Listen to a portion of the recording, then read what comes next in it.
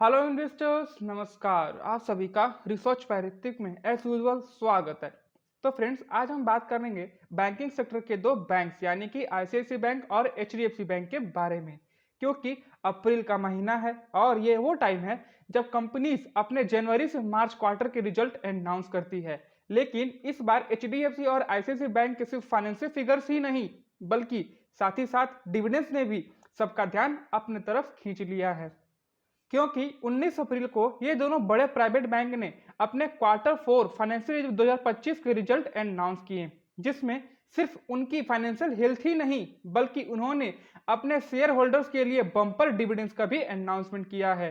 तो चलिए देखते हैं कि किस बैंक ने इस रेस में बाजी मारी है और अपने इन्वेस्टर्स को ज्यादा खुश किया है।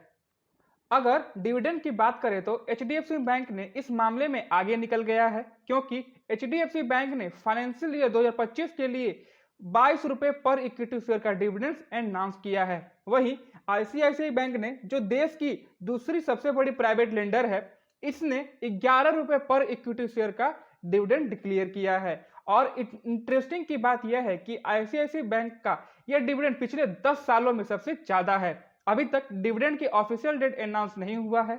अब यह देखना है कि कब डेट अनाउंस होता है और डिविडेंड मिलता है।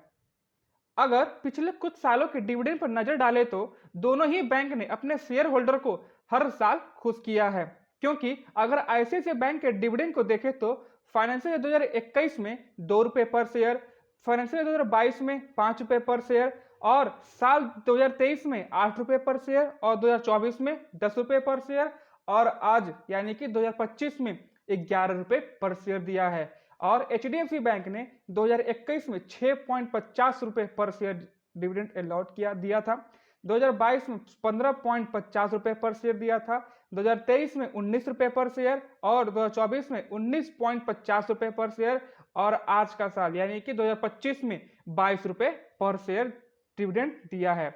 जिससे यह साफ दिखता है कि एचडीएफसी बैंक हमेशा से ही डिविडेंड पे आउट के मामले में आईसीआईसीआई बैंक से आगे रहा है और इस साल भी ये ट्रेंड कंटिन्यू रहा है। डिविडेंड के साथ साथ दोनों बैंक के क्वार्टर 4 के परफॉर्मेंस को कंपेयर करें तो आईसीआईसीआई बैंक ने मार्च क्वार्टर में 12,629 करोड़ रुपए का नेट प्रॉफिट अनाउंस किया है, जो कि साल दर साल 18% की ग्रोथ है और उनकी नेट इंटरेस्ट इनकम 21,192 करोड़ तक पहुंच गई है, जो कि पिछले साल से 11% ज्यादा है। और एचडीएफसी बैंक का नेट प्रॉफिट 17,616 करोड़ तक पहुंच गया है, जो कि साल दर साल 6.5% की ग्रोथ है और उनकी नेट इंटरेस्ट इनकम 32,070 रुपए तक पहुंच गया है, जो कि पिछले साल से लगभग 10% ज्यादा है। जिससे पता चलता है कि प्रॉफिट और नेट इंटरेस्ट इनकम में एचडीएफसी बैंक इस मामले में आईसीआईसीआई बैंक से आगे है। और अगर दोनों बैंक के स्टॉक मार्केट में शेयर के परफॉर्मेंस को कंपेयर करें तो आईसीआईसीआई बैंक के शेयर प्राइस में पिछले 5 सालों में करीब 9% और पिछले एक महीने में 7% का ग्रोथ देखा गया है और पिछले 6 महीनों में स्टॉक 12% बढ़ा है और पिछले एक साल में इसने 32% का रिटर्न दिया है। और साथ ही साथ बैंक का मार्केट कैपिटलाइजेशन 10 लाख करोड़ तक पहुंच गया है और पूरे साल में सबसे ज्यादा स्टॉक ने 1408 रुपए और कम से कम 1048 रुपए पर ट्रेड किया है। जबकि एचडीएफसी बैंक के शेयर प्राइस ने पिछले 5 दिनों में 8% और पिछले एक महीने में 9% का तेजी देखा गया है और पिछले 6 महीनों में ये 10% और पिछले एक साल में 14% बढ़ा है। बैंक का मार्केट कैपिटलाइजेशन 14.59 लाख करोड़ तक पहुंच गया है और इसका पूरे साल का सबसे हाई 1919 और पूरे साल का सबसे लो 1426 पर शेयर ट्रेड कर रहा था। स्टॉक परफॉर्मेंस के हिसाब से दोनों ही बैंक ने अपने इन्वेस्टर्स को अच्छा रिटर्न दिया है।